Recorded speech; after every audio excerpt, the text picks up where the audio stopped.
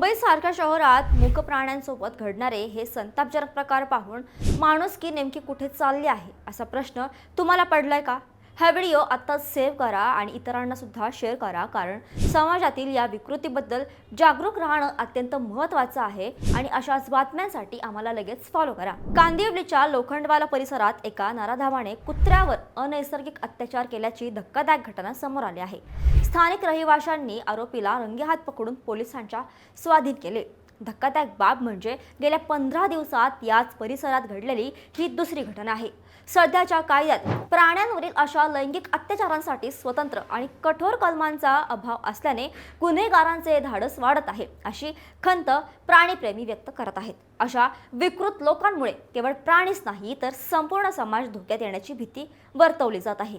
केवळ प्राण्यांवरील क्रूरता या श्रेणीत हा गुन्हा येत असल्याने कठोर शिक्षेबाबत प्रश्नचिन्ह उपस्थित होत आहे। अशा नराधामांना कायद्याने फाशीची किंवा अजन्म कारावासाची शिक्षा द्यायला हवी का?